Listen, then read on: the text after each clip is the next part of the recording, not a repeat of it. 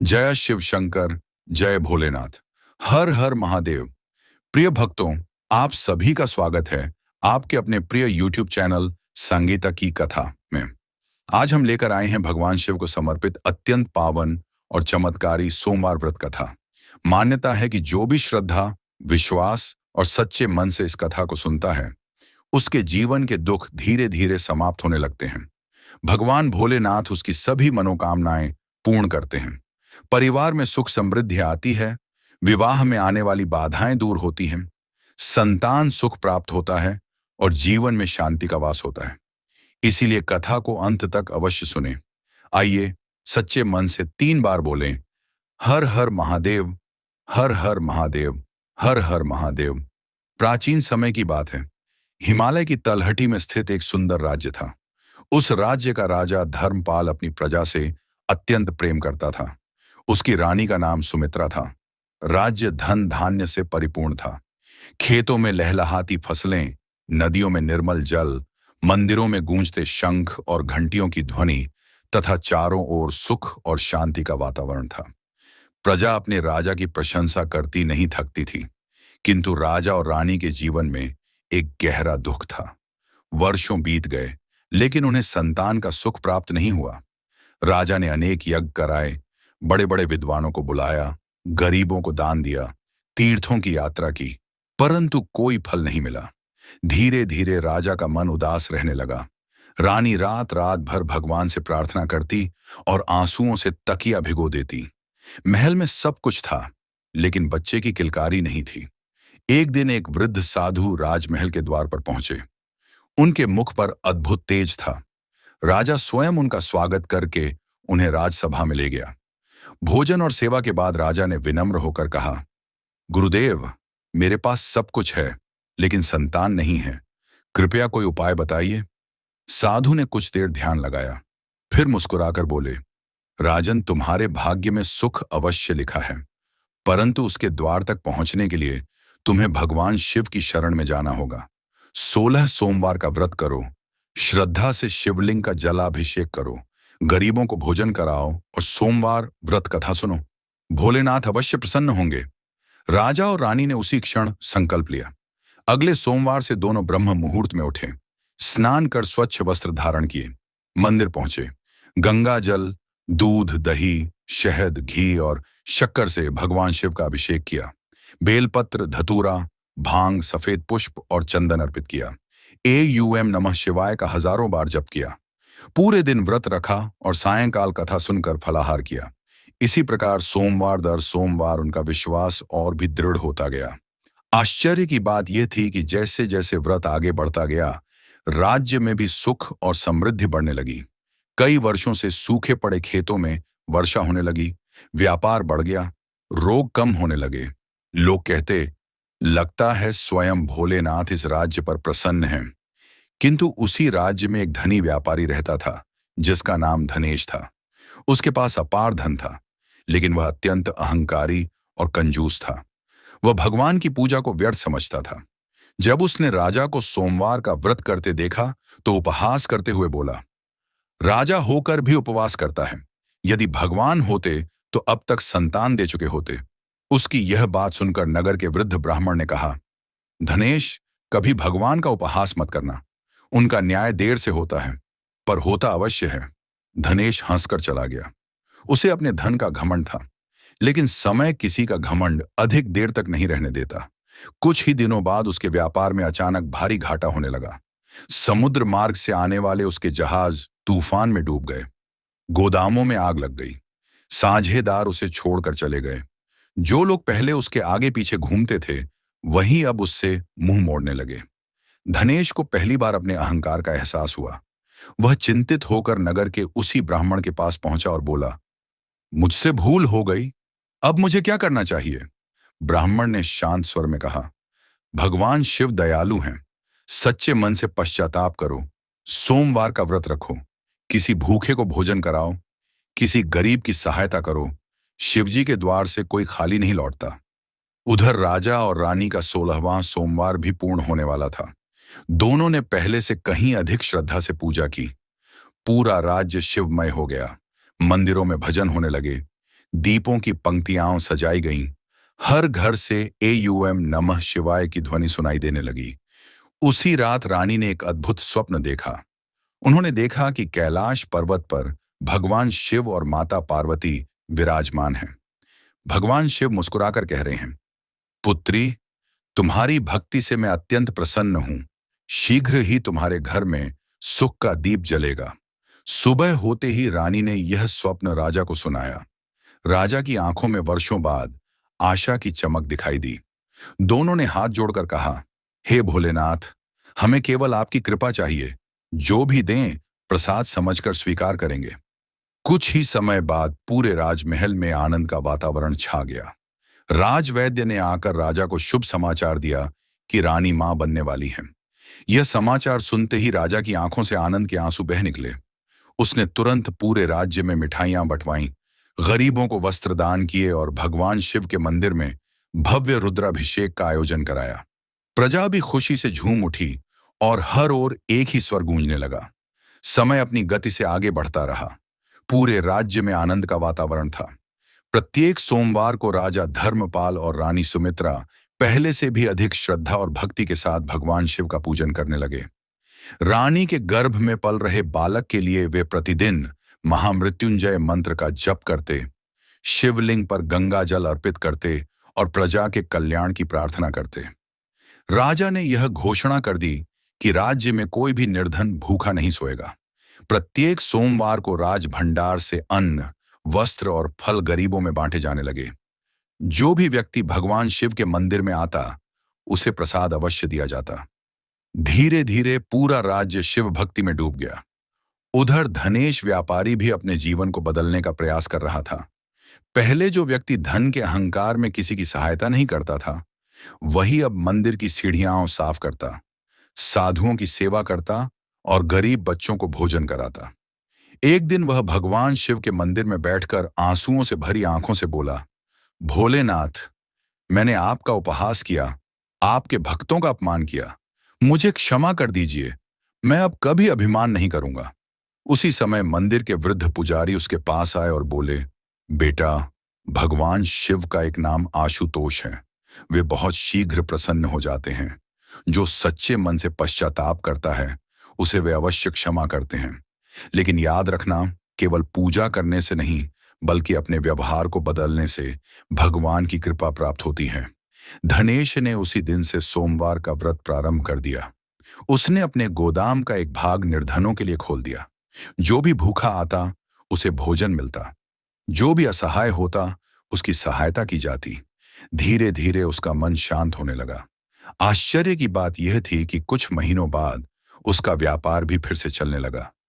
उसने समझ लिया कि धन का वास्तविक सुख दूसरों के साथ बांटने में है। इधर 9 महीने पूरे होने पर पूरे राजमहल में शुभ घड़ियां आने लगीं। महल को फूलों से सजाया गया। वेद मंत्रों की ध्वनि गूंजने लगी। अंततः वह शुभ क्षण आया जब रानी ने एक सुंदर, तेजस्वी और स्वस्थ पुत्र को जन्म दिया। जैसे ही यह समाचार पूरे राज्य में पहुंचा, लोगों की खुशी का ठिकाना न रहा।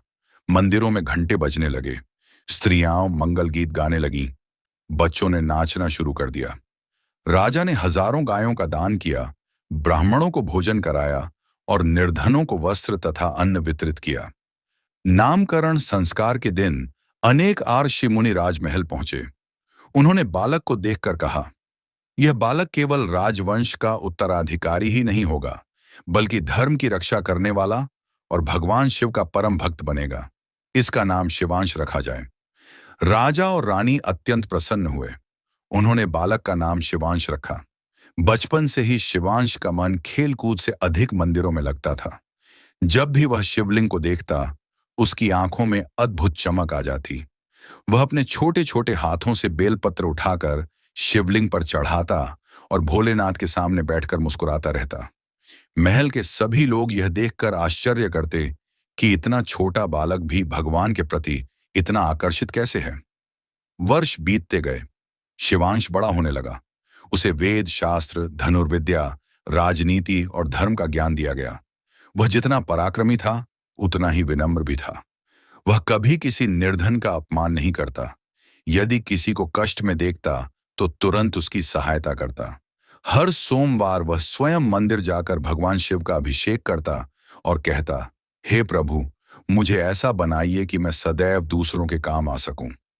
एक दिन शिवांश अपने गुरु के साथ वन में भ्रमण के लिए गया।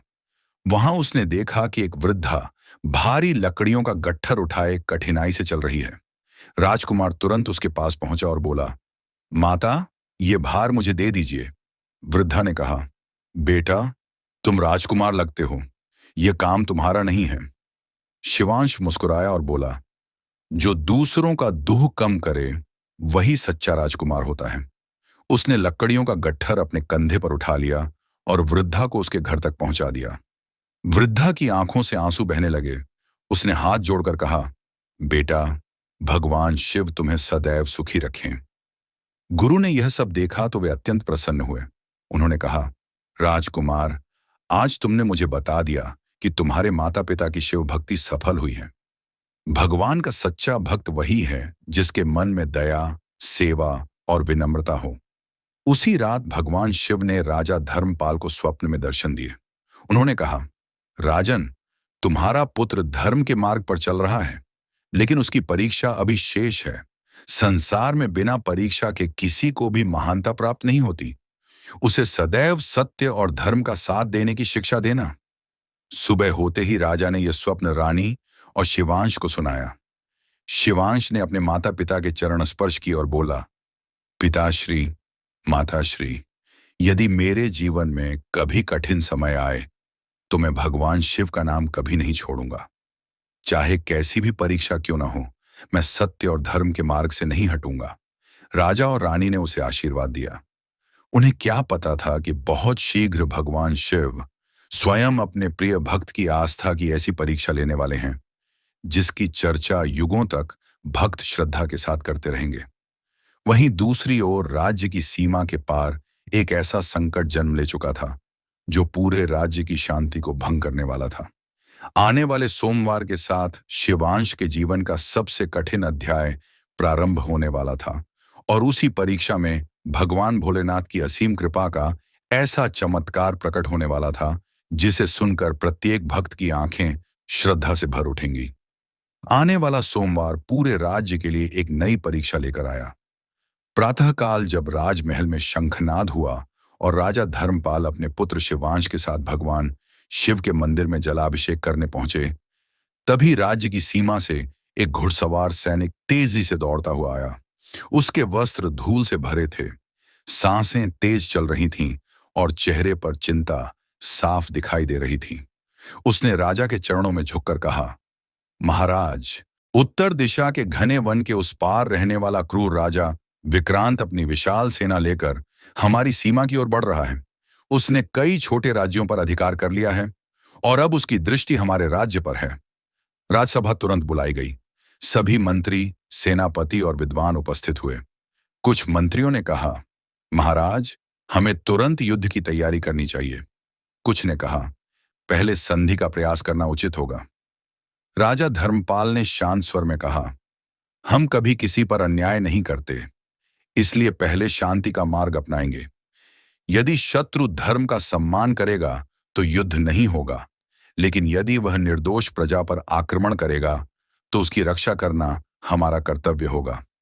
उधर राजकुमार शिवांश ने अपने पिता से कहा, पिताश्री, किसी भी निर्णय से पहले हमें भगवान शिव का आशीर्वाद लेना चाहिए। बिना उनकी इच्छा के एक पत्ता भी नहीं हिलता। राजा ने उसकी बात स्वीकार की। उसी दिन पूरे राज्य के सभी शिव मंदिरों में विशेष रुद्राभिषेक कराया गया। स्त्रियां सोमवार का व्रत रखकर भगवान शिव से राज्य की रक्षा की प्रार्थना करने लगीं। बच्चे भी ओम नमः शिवाय का जाप करने लगे। ऐसा प्रतीत हो रहा था मानो पूरा राज्य एक साथ भोलेनाथ की शरण में आ गया हो। इसी बीच राजा विक्रांत का दूत राजमहल पहुंचा। उसने घमंड से भरा संदेश सुनाया, हमारे महाराज का आदेश है कि अपना राज्य बिना युद्ध के समर्पित कर दो, अन्यथा तुम्हारा राज्य नष्ट कर दिया जाएगा। राजा धर्मपाल मुस्कुराए और बोले, जो राज्य भगवान शिव की कृपा और प्रजा के प्रेम से चलता है उसे कोई बलपूर्वक नहीं छीन सकता। अपने राजा से कहना कि हम अन्याय के सामने कभी नहीं झुकेंगे। दूत क्रोधित होकर लौट गया। कुछ दिनों बाद विक्रांत की विशाल सेना राज्य की सीमा पर पहुंच गई। हजारों सैनिक, सैकड़ों हाथी और घोड़े देखकर सामान्य लोग भयभीत हो उठे। लेकिन उसी समय शिवांश ने नगर के बीच खड़े होकर लोगों से कहा, भय मत करो, जिसने हमें जीवन दिया है वही हमारी रक्षा भी करेगा। आज प्रत्येक घर में एक दीपक भगवान शिव के नाम का जलाइए और पूरे विश्वास के साथ एयूएम नमः शिवाय का जाप कीजिए।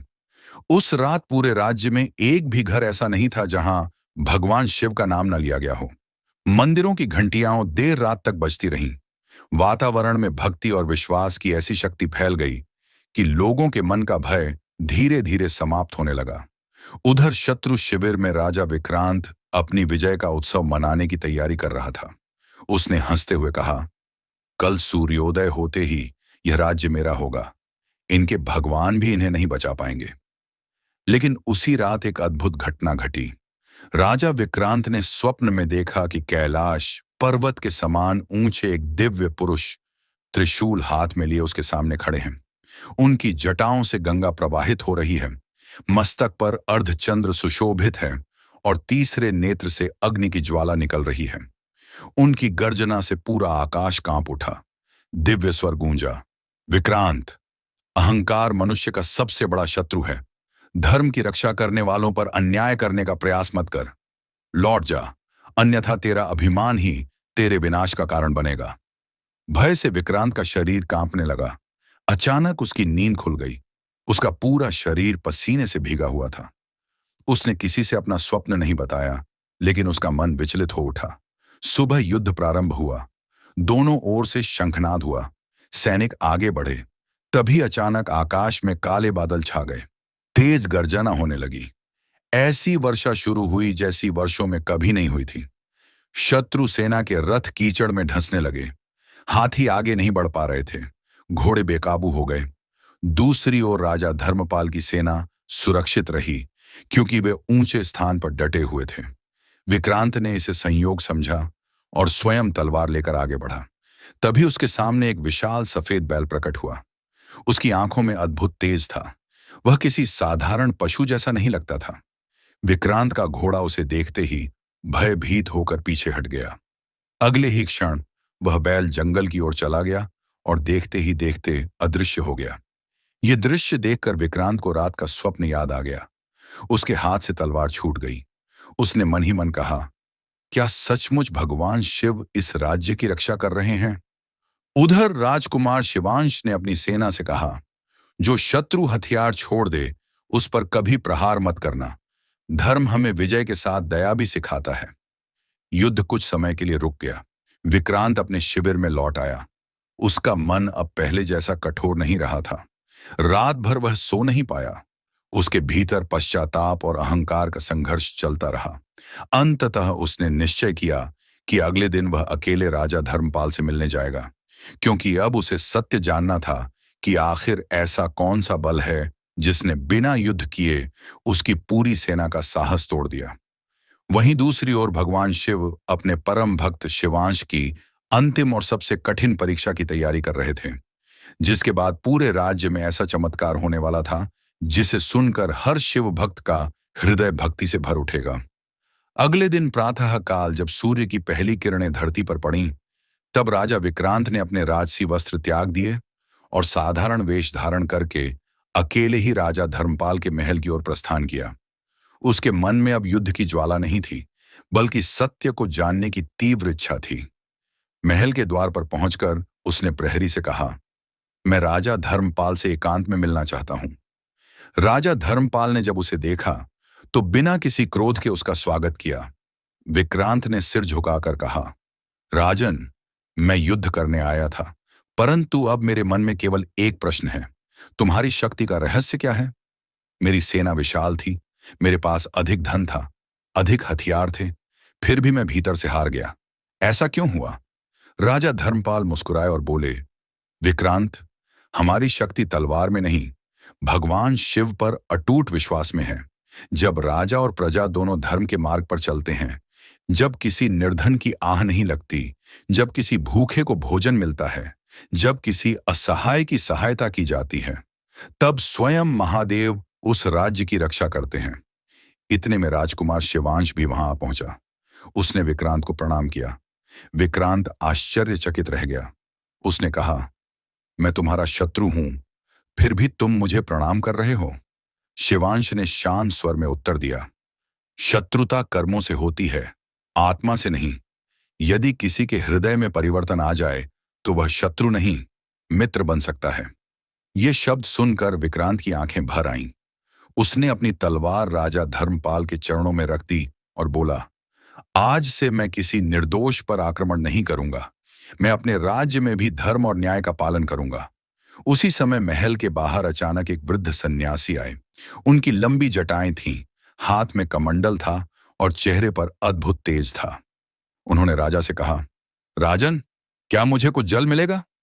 राजा स्वयं उठे और स्वर्ण पात्र में जल लेकर आए। सन्यासी ने जल ग्रहण किया और फिर बोले, अब मुझे थोड़ा भोजन चाहिए। राजा ने तुरंत भोजन परोसा। सन्यासी ने कुछ ग्रास खाए और फिर बोले, अब मैं देखना चाहता हूं कि इस राज्य में सेवा केवल राजा करता है या पूरी प्रजा। राजा ने तुरंत नगर में संदेश भिजवाया। देखते ही देखते सैकड़ों लोग भोजन, फल, वस्त्र और औषधियां लेकर वहां पहुंच गए। कोई वृद्धों की सेवा कर रहा था, कोई बच्चों को फल बांट रहा था, कोई बीमारों की सहायता कर रहा था। सन्यासी यह सब देखकर प्रसन्न हो गए। उन्होंने शिवांश को बुलाकर कहा, यदि तुम्हें अपना राज्य और अपना जीवन दोनों में से किसी एक को चुनना पड़े तो तुम क्या चुनोगे? शिवांश ने बिना एक क्षण घमवाए उत्तर दिया, यदि मेरे प्राणों के बदले मेरी प्रजा का कल्याण हो सकता है तो मैं अपने प्राण भी प्रसन्नता से अर्पित कर दूंगा। राजा का जीवन उसके लिए नहीं, उसकी प्रजा के लिए होता है।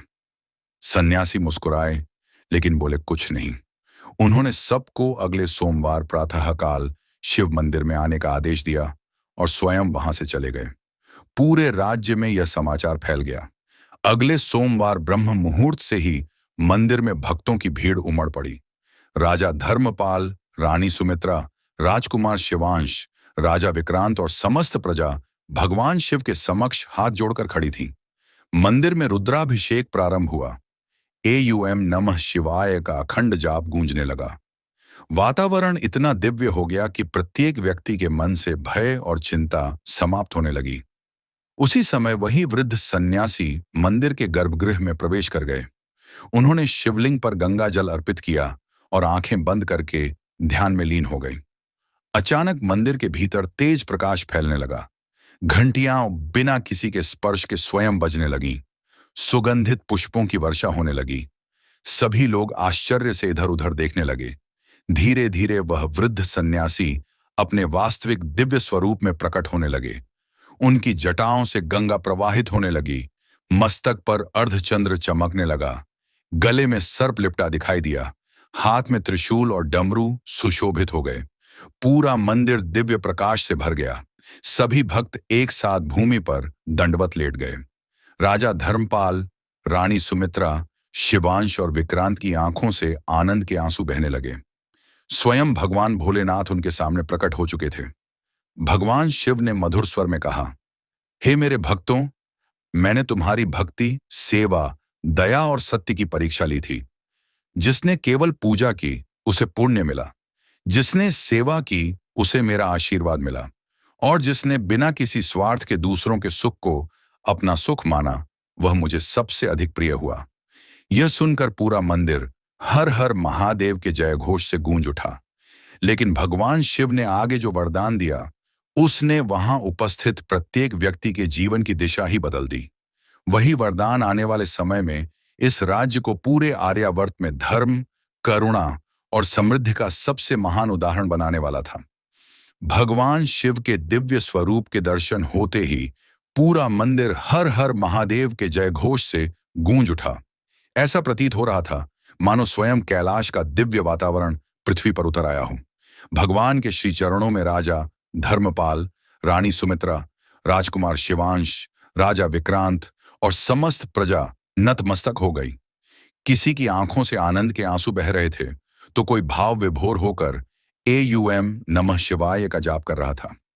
मंदिर में उपस्थित प्रत्येक भक्त अपने जीवन को धन्य मान रहा था। भगवान शिव ने करुणा से भरी दृष्टि सभी पर डाली और कहा, हे धर्मपाल, तुमने कभी अपने सुख के लिए नहीं, अपनी प्रजा के सुख के लिए प्रार्थना की। हे सुमित्रा, तुम्हारी भक्ति में कभी स्वार्थ नहीं था। हे शिवांश, तुमने सेवा को ही सबसे बड़ा धर्म माना। और हे विक्रांत, तुमने अपने अहंकार का त्याग करके सच्चे पश्चाताप का मार्ग अपनाया। इसलिए आज मैं तुम सब पर प्रसन्न हूं। ये कहते ही भगवान शिव ने अपने कमंडल से कुछ जल शिवलिंग पर अर्पित किया। उसी क्षण मंदिर में दिव्य प्रकाश फैल गया। सभी भक्तों के हृदय में ऐसी शांति का अनुभव हुआ जैसा उन्होंने पहले कभी नहीं किया था। भगवान बोले, सुनो, इस संसार में सोमवार का व्रत केवल भूखे रहने का नाम नहीं है। सच्चा सोमवार व्रत वह है जिसमें मन पवित्र हो, वाणी मधुर हो, कर्म निष्काम हो और हृदय में सभी प्राणियों के प्रति दया हो। जो मनुष्य केवल उपवास करता है लेकिन दूसरों को कष्ट देता है, उसका व्रत अधूरा है। जो सच्चे मन से मेरी आराधना करता है, सत्य बोलता है, माता पिता का सम्मान करता है, निर्धनों की सहायता करता है और किसी के साथ छल नहीं करता, मैं स्वयं उसके जीवन की रक्षा करता हूं। इतना सुनते ही मंदिर में बैठे सभी लोगों ने हाथ जोड़ लिया। मनोकामना पूर्ण होगी, विवाह में आने वाली बाधाएं दूर होंगी, संतान की इच्छा रखने वालों को संतान सुख मिलेगा, रोगी को स्वास्थ्य मिलेगा, निर्धन को आजीविका मिलेगी और जो दुखी होकर मेरा नाम लेगा उसके जीवन में आशा का दीप अवश्य जलेगा। भगवान शिव ने आगे कहा, आज से इस राज्य में कभी अन्न की कमी नहीं होगी। यहां समय पर वर्षा होगी, गोधन बढ़ेगा, नदियां सदैव जल से भरी रहेंगी। जो भी श्रद्धा से यहां आकर सोमवार का व्रत करेगा, उसकी उचित भगवान के वचन सुनते ही पूरा मंदिर आनंद से भर उठा। तभी भगवान शिव ने राजकुमार शिवांश को अपने पास बुलाया। शिवांश हाथ जोड़कर उनके चरणों में बैठ गया। भगवान ने उसके सिर पर हाथ रखते हुए कहा, वत्स, याद रखना, राजा वही महान होता है जो सिंहासन पर बैठकर शासन नहीं करता, बल्कि अपनी प्रजा के हृदय में स्थान बनाता है। शक्ति का उपयोग रक्षा के लिए करना, दंड का उपयोग केवल न्याय के लिए करना और धन का उपयोग सेवा के लिए करना। यदि कभी अभिमान तुम्हारे मन में प्रवेश करे तो तुरंत मेरा स्मरण करना। शिवांश ने भावुक होकर कहा, प्रभु, मेरे जीवन का एक एक क्षण आपकी सेवा और आपकी सृष्टि की सेवा में ही बीते, यही मेरी प्रार्थना है। भगवान मुस्कुराए और बोले, तुम्हारी यही भावना तुम्हारी सबसे बड़ी पूजा है। इसके बाद भगवान शिव ने राजा विक्रांत की ओर देखा। विक्रांत आंसुओं से भीगी आंखों के साथ उनके चरणों में गिर पड़ा और बोला, प्रभु, मेरे अपराधों की कोई सीमा नहीं। मैंने अहंकार में आकर निर्दोषों को कष्ट पहुंचाया। क्या मुझे क्षमा मिल सकती है? भगवान शिव बोले, जिस दिन मनुष्य अपने अपराध को स्वीकार कर लेता है और उसे दोहराने का संकल्प छोड़ देता है, उसी दिन उसके उद्धार का मार्ग खुल जाता है। लौट जाओ, अपने राज्य में न्याय, दया और धर्म की स्थापना करो, यही तुम्हारा प्रायश्चित होगा। विक्रांत ने उसी क्षण प्रतिज्ञा की कि वह जीवन भर किसी निर्दोष पर अत्याचार नहीं करेगा। इतना कहकर भगवान शिव का दिव्य स्वरूप धीरे धीरे प्रकाश में विलीन होने लगा। आकाश से पुष्पों की वर्षा होने लगी। मंदिर की घंटियां अपने आप बजने लगीं। हर हर महादेव का जय घोष दूर दूर तक सुनाई देने लगा। कुछ ही क्षणों में भगवान शिव अंतर्ध्यान हो गए, लेकिन मंदिर में उनकी दिव्य सुगंध और कृपा का अनुभव लंबे समय तक बना रहा। उस दिन के बाद राजा धर्मपाल का राज्य पूरे देश में धर्म, न्याय और सेवा का आदर्श बन गया। राजकुमार शिवांश ने बड़े होकर अपने पिता के बाद राज्य संभाला और कभी भी सोमवार का व्रत नहीं छोड़ा। वह प्रत्येक सोमवार प्रातःकाल सबसे पहले शिव मंदिर जाता, जलाभिषेक करता और फिर राजकार्य प्रारंभ करता। राजा विक्रांत भी अपने राज्य लौटकर पूर्णतः बदल गया। उसने कारागारों में बंद निर्दोष लोगों को मुक्त किया, निर्धनों का कर माफ किया, अनेक शिव मंदिरों का निर्माण कराया और प्रत्येक सोमवार को स्वयं गरीबों को भोजन कराने लगा। धीरे धीरे दोनों राज्यों के बीच प्रेम और सहयोग का ऐसा संबंध स्थापित हुआ कि वर्षों तक वहां कोई युद्ध नहीं हुआ। प्रजा सुखी रहने लगी, खेतों में भरपूर फसल होने लगी, व्यापार बढ़ने लगा, बच्चे हंसते खेलते बड़े होने लगे और हर घर में भगवान शिव की आरती होने लगी। लोग एक दूसरे से कहते, सच्चे मन से किया गया सोमवार व्रत कभी निष्फल नहीं जाता। भोलेनाथ देर कर सकते हैं, लेकिन अपने भक्त को निराश कभी नहीं करते।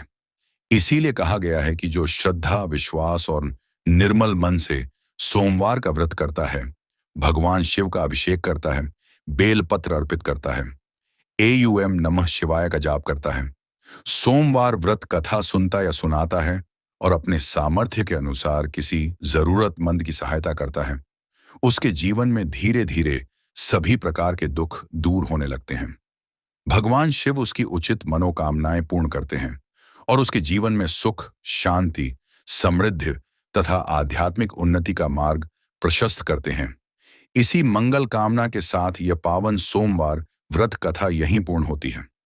यदि आपको यह कथा पसंद आई हो और आपने इसे श्रद्धापूर्वक सुना हो, तो भगवान भोलेनाथ से प्रार्थना है कि वे आपके जीवन से सभी कष्ट दूर करें, आपके परिवार को सुखी रखें, आपको उत्तम स्वास्थ्य, धन, वैभव, संतान सुख, विवाह सुख, सफलता और अखंड शिव कृपा प्रदान करें। कमेंट में श्रद्धापूर्वक अवश्य लिखें, हर हर महादेव और ओम नमः शिवाय। यदि आपने अभी तक हमारे चैनल संगीत की कथा को सब्सक्राइब नहीं किया है, तो कृपया सब्सक्राइब करें, वीडियो को लाइक करें और अपने